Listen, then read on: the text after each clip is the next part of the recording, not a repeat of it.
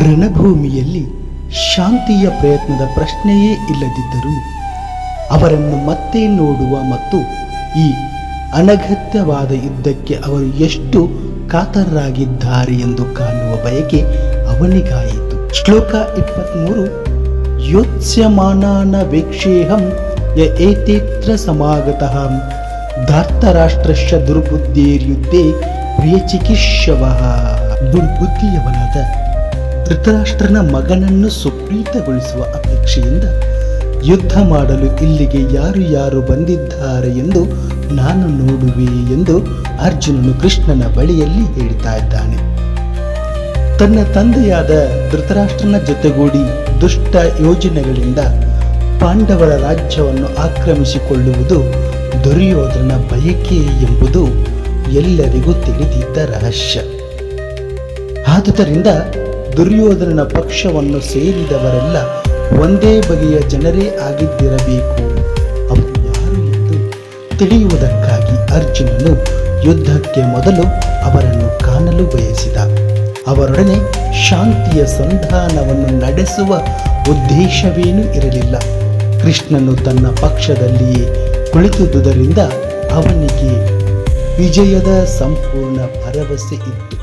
ಆದರೂ ತಾನು ಎದುರಿಸಬೇಕಾಗಿದ್ದ ಬಲದ ಕಲ್ಪನೆಯನ್ನು ಪಡೆಯಲು ಅವನು ಬಯಸಿದ ಎನ್ನುವುದು ನಿಜ. ಶ್ಲೋಕ 24. ಸಂಜಯ ಉವಾಚ ಏವ ಮುಕ್ತೋ ಋಷಿಕೇಶೋ ಗುಡಾಕೇಶೇನ ಭಾರತ ಸೇನೆಯೋರುಭಯೋರ್ಮಧ್ಯೆ ಸ್ಥಾಪಯಿತ್ವಾ ರಥೋತ್ತಮಂ.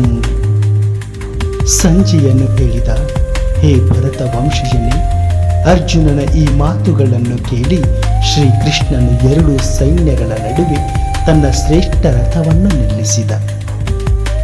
ಈ ಶ್ಲೋಕದಲ್ಲಿ ಅರ್ಜುನನನ್ನು ಗುಡಾಕೇಶ ಎಂದು ಕರೆದಿದೆ.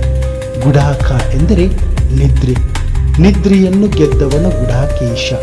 ನಿದ್ರೆ ಎಂದರೆ ಅಜ್ಞಾನ ಎಂದು ಅರ್ಥ. ಕೃಷ್ಣನೊಡನೆ ತನ್ನ ಗೆಳೆತನದಿಂದ ಅರ್ಜುನನು ನಿದ್ರೆಯನ್ನು ಅಜ್ಞಾನವನ್ನು ಗೆದ್ದ. ಕೃಷ್ಣನ ಮಹಾಭಕ್ತನಾಗಿ ಅವನಿಗೆ ಕೃಷ್ಣನನ್ನು ಒಂದು ಕ್ಷಣವೂ ಮರೆಯಲು ಸಾಧ್ಯವಿರಲಿಲ್ಲ. ಏಕೆಂದರೆ ಇದೇ ಭಕ್ತನ ಸ್ವಭಾವ. ಜಾಗೃತಾವಸ್ಥೆಯಲ್ಲಾಗಲಿ ನಿದ್ರೆಯಲ್ಲಾಗಲಿ ಭಕ್ತನು ಕೃಷ್ಣನ ಹೆಸರು, ರೂಪ, ಗುಣ ಮತ್ತು ಲೀಲೆಗಳನ್ನು ಯೋಚಿಸದಿರುವುದೇ ಇಲ್ಲ. ಹೀಗೆ ಕೃಷ್ಣನನ್ನು ಕುರಿತು ಸದಾ ಚಿಂತಿಸುವುದರಿಂದಲೇ ಅವನು ನಿದ್ರೆಯನ್ನು, ಅಜ್ಞಾನವನ್ನು ಗೆಲ್ಲಬಲ್ಲ. ಇದಕ್ಕೆ ಕೃಷ್ಣ ಪ್ರಜ್ಞೆ ಅಥವಾ ಸಮಾಧಿ ಎಂದು ಹೆಸರು. ನಾಳಿನ ಸಂಚಿಕೆಯಲ್ಲಿ ಮುಂದಿನ ಶ್ಲೋಕವನ್ನು ನೋಡೋಣ. ನಮಸ್ಕಾರ.